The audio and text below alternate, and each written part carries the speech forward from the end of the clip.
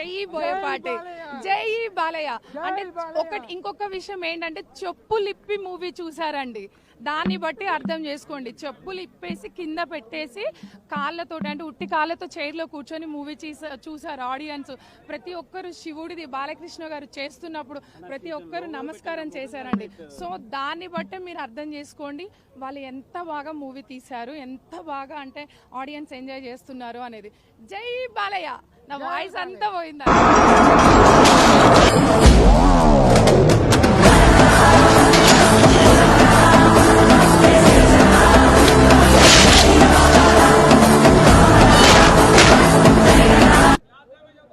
రామాయణ భారతాన్ని భాగవతాన్ని కూడా భారత ప్రజలు ఎంత గట్టిగా నమ్ముతారో దానివల్లనే ఈనాడు ప్రపంచ దేశాల్లో భారతదేశం మనగలుగుతుందని చెప్పి నటసింహం బాలయ్య గారు అఖండ టూని ఈనాడు భారతావనిలో జరుగుతున్నటువంటి ఈ యొక్క పక్క దేశాల యొక్క కుట్రలు కానీ అదేవిధంగా మన దేశ ప్రజలు మనకున్న సంప్రదాయాన్ని మరిచి ఏ రకంగా దుష్ప్రభావాలకు లోనవుతున్నారో సందేశాన్ని కూడా ఇచ్చినటువంటి గొప్ప చిత్రం ఇది. జై శ్రీరామ, జై శ్రీకృష్ణ, భారత్ మాతాకి జై. నా జీవితంలో ఇవాళ నేను ఒక చాలా గొప్ప సినిమా చూసిన అనుభూతి కలిగింది. నేను నా స్నేహితులతో అంటున్నాను, ఇది అతను మాత్రమే తీయగలడు, అతనే ఈ సినిమాకి సరైనోడు. ఆయన శ్రీ బోయపాటి శ్రీను గారు, ఆయన మాత్రమే చేయగలడు, ఆయన దీనికోసమే పుట్టాడు.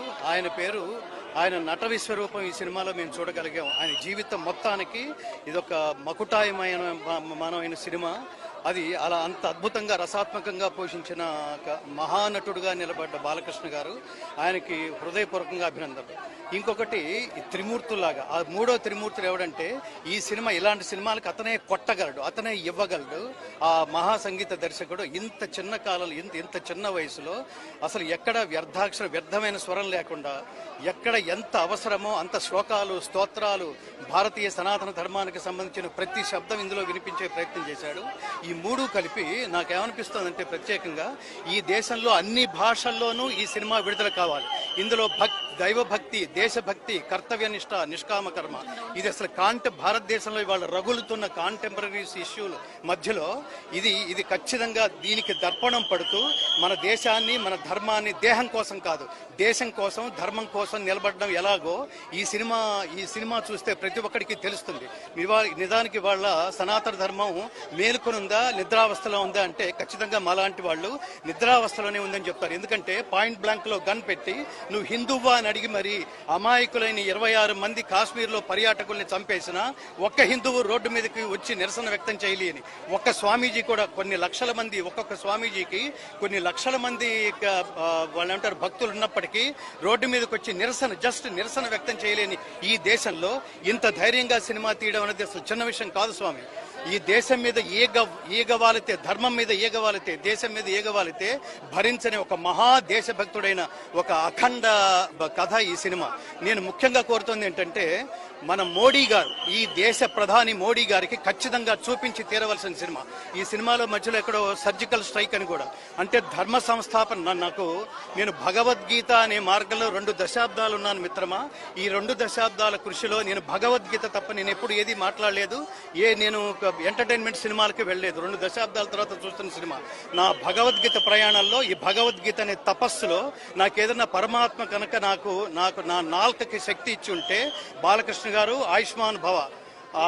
అట్లాగే సంగీత దర్శకుడు బోయపాటి శ్రీను గారు ఆయుష్మాన్ భవ. అలాగే సంగీత దర్శకుడు తమన్ గారు ఆయుష్మాన్ భవ. మీ నుంచి ఇలాంటి పవర్ఫుల్ సినిమాలు కంటిన్యూస్ గా వస్తే అసలు ముఖ్యంగా అంటే మాలాంటి వాళ్ళకి భక్తి అంటే ఏంటో, దేశభక్తి అంటే ఏంటో తెలుసు. కానీ ఈ యువతరానికి మీరు please try to spend your valuable time at least 5 minutes a day for the country, for the nation. ఇవాళ భారతదేశం అలాంటి దారుణమైన స్థితిలో ఉంది. ఈ మధ్యన జరుగుతున్న అనేక కాశ్మీర్లో కానీ, ఢిల్లీలో కానీ, బాంబేలో కానీ ఈ పేలుళ్లు కానీ ఇన్ని జరుగుతూ దేశ భద్రతకి విఘాతం కలిగిస్తున్న ప్రస్తుత దారుణమైన స్థితిలో ఈ సినిమా గొప్ప కనువిందు కలుగుతుంది.